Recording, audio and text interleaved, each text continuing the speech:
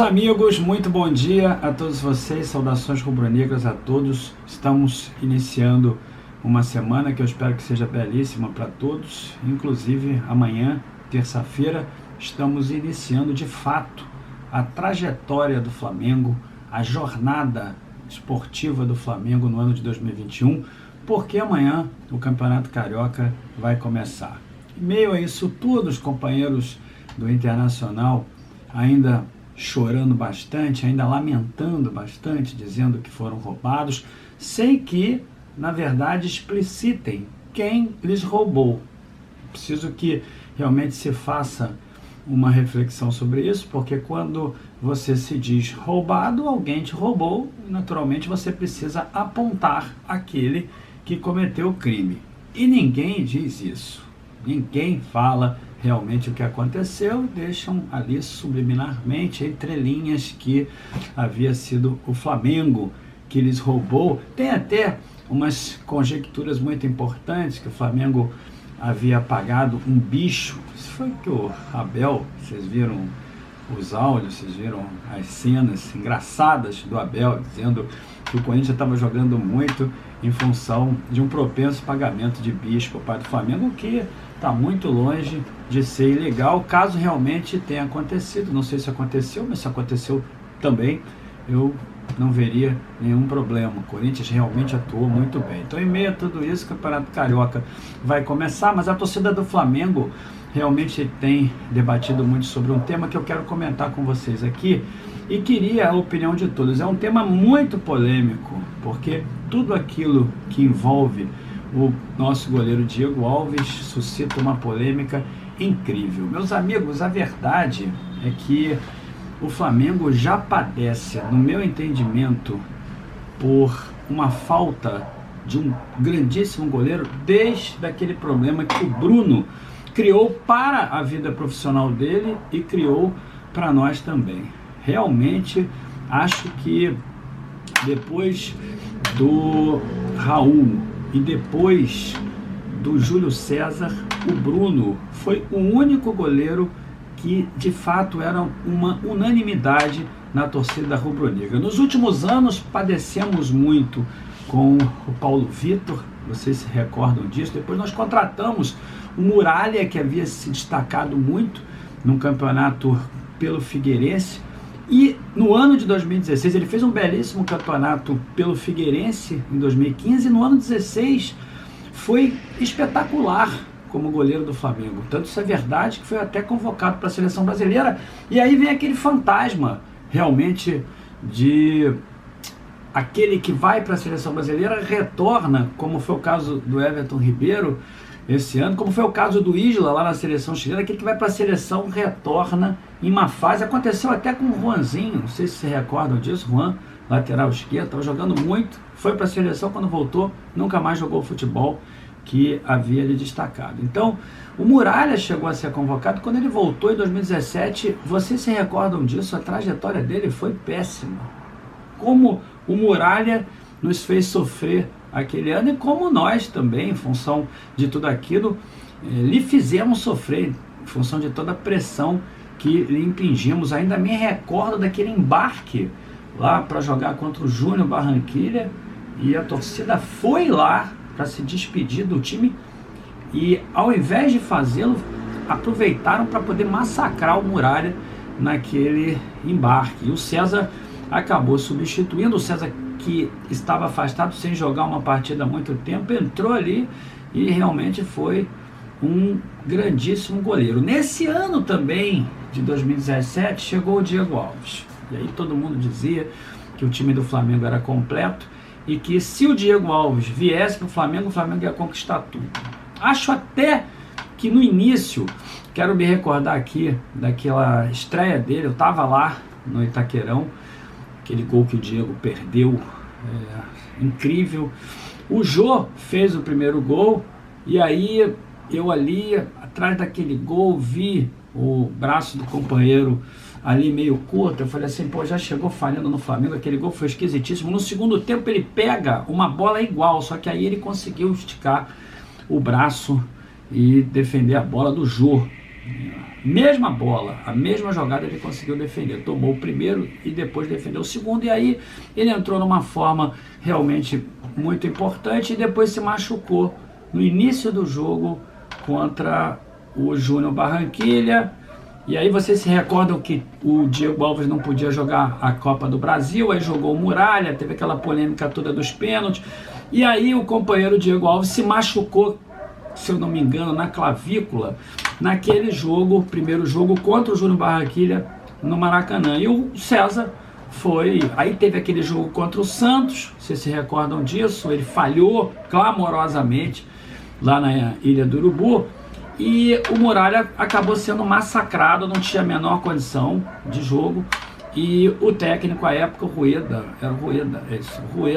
escalou o César, que acabou defendendo o pênalti do Chara, e depois entrou realmente dentro do time do Flamengo muito bem naquele final do ano de 2017, substituindo o Diego Alves, que só ia voltar em 2018. Quando o Diego Alves volta em 2018, no meu entendimento, eu sei que tem muita gente que me critica por isso, mas para mim o ano de 2018 deve ter sido o pior da carreira do Diego Alves, porque ele falhou bastante, e aí teve aquele episódio lá no Itaquerão de novo, eu tava aqueles 2 gols esquisitos que o Corinthians fez no Flamengo, achei que ele poderia ter defendido os 2, aconteceu inclusive dele se machucar no primeiro tempo, e muita gente diz que ele tomou aquele gol do Pedrinho, vocês se recordam? Bem ali onde eu estava exatamente atrás de onde ele tomou o gol do Pedrinho, e aí quando toma o gol do Pedrinho, algumas pessoas tentando atenuar, passar um paninho ali no Diego Alves, dizendo que ele havia se machucado no primeiro tempo, e pergunto eu, se tivesse se machucado, por quê? Então não foi responsável para pedir a substituição. Aí ele volta para o Rio de Janeiro machucado, não joga, assume o time o Dorival, o Barbieri foi mandado embora. Quando o Diego Alves se recupera, quis entrar no time, o Dorival falou para ele que ele não ia entrar, e aí ele gerou toda aquela polêmica, foi insubordinado, disse que não ia ficar no banco, disse que não ia viajar, houve toda aquela polêmica, muitos diziam inclusive que ele sairia do Flamengo, e aí foi quando o Landim ganhou a eleição, e quando ganha a eleição, me parece o Marcos Braz foi lá conversar com ele, disse a ele que era para que ele permanecesse, se eu não me engano também acompanhado do Abel, havia sido recém-contratado, Abel foi lá, disse para ele ficar, ele acabou ficando, e no ano de 2019, realmente eu acho que, apesar de algumas falhas, para muitas pessoas ele se tornou ídolo, grande goleiro do Flamengo, foi campeão da Libertadores. Meu entendimento falhou também várias vezes. Eu confesso a vocês, meus amigos, eu estou sempre torcendo muito pelo companheiro Diego Alves. Ele tem realmente muita experiência, ele é um pegador de pênaltis, apesar de que ele também não se destacou por isso aqui no Flamengo. Meu objetivo nesse vídeo não é depreciar o Diego Alves, não. Estou fazendo uma análise que eu acho que seja justa. Teve aquele jogo lá na Bahia, por acaso eu também estava, ele entregou aquela bola no pé do Gilberto, aí falhou contra o Botafogo, aí a torcida começou a vaiá-la no Maracanã, aí depois ele teve a oportunidade de recuperar um pouco do prestígio, quando ele, naquele jogo contra o Emelec, que foi, para mim, o jogo decisivo daquele ano de 2019, não sei nem se o Mister iria continuar no comando técnico do Flamengo, caso o Flamengo tivesse perdido aquela partida de pênalti, lembrando que o próprio Diego Alves também tinha falhado lá no primeiro jogo contra o Emelec, lá no Equador, mas enfim, aí ele falha lá na Bahia, falha no Botafogo e se recupera no segundo jogo defendendo o pênalti. E aí, que eu me recorde, ele só falhou mesmo num gol contra o Corinthians, a bola entrou ali por baixo da perna dele, foi um jogo realmente esquisito, e atuou muito bem o Diego Alves, muito bem, a experiência dele foi fundamental no jogo contra o River Plate, lá em Lima, e foi fundamental também o Diego Alves, mas muito fundamental, fez uma brilhante partida, a partida que ele, no meu entendimento, no Flamengo, melhor jogou, e eu acho que foi uma das atuações mais brilhantes de um goleiro que eu tenha, uma das que eu tenha percebido ao longo dessa minha trajetória como torcedor do Flamengo. Goleiro do Flamengo, aquele jogo contra o Liverpool, ele realmente agarrou muito e mostra que realmente é sábio, mostra que realmente é bom nas decisões. Aí começa o ano de 2020, houve algumas experiências e o Hugo Neneca acaba assumindo por ocasião de uma lesão do Diego Alves. Quarto goleiro, acaba assumindo, tem atuações muito destacadas, mas em 2 jogos decisivos, os 2 contra o São Paulo, acaba realmente falhando, no meu entendimento, capitalmente,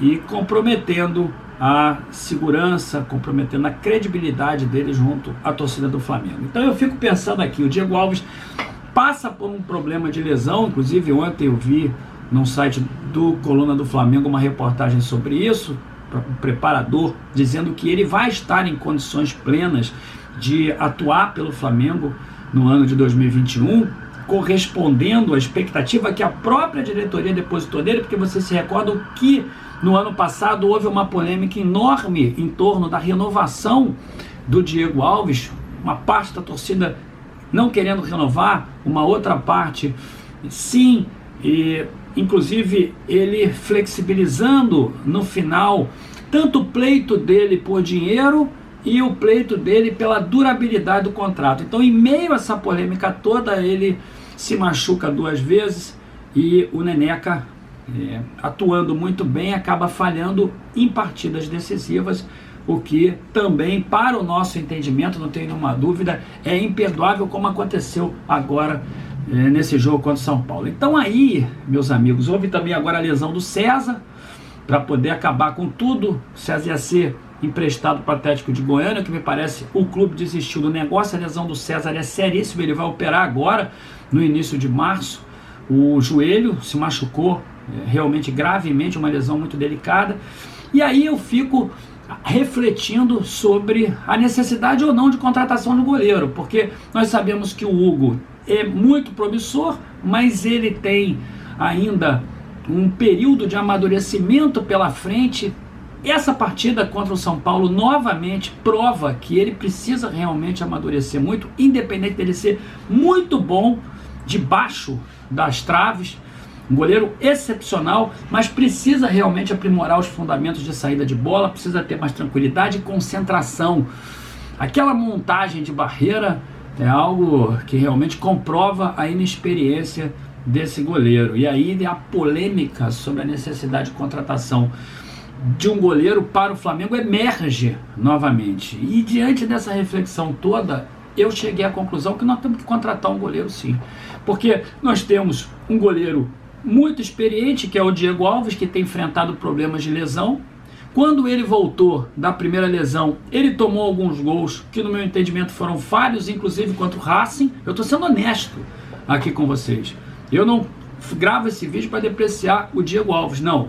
Eu gravo esse vídeo para poder fazer com que o torcedor rubro-negro entenda, ou ao menos reflita sobre a necessidade ou não da contratação de um goleiro. Esse é o meu objetivo nesse vídeo, e por isso eu estou contando todos os fatos. Ele toma ali um gol contra o Racing também, bastante questionável, vocês sabem disso.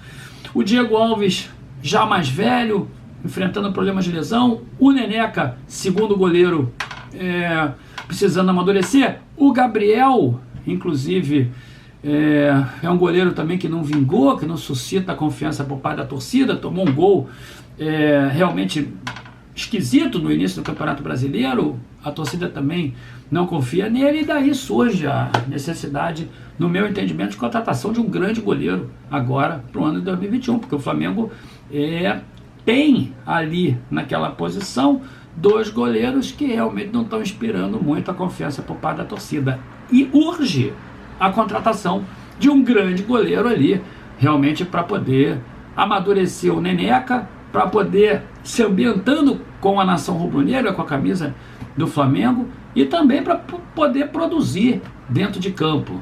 Eu acho que o Flamengo realmente está precisando contratar um grande goleiro. Não que com isso tenham hashtags aqui da minha parte, fora Neneca, fora Diego Alves. É apenas uma reflexão. O Flamengo precisa realmente contratar um grande goleiro para que nós nos livremos dos problemas de lesão e, por conseguinte, das consequências de um fim de carreira do Diego Alves e da imaturidade do Neneca também. Vocês sabem que falhou de maneira capital nos 2 jogos contra o São Paulo.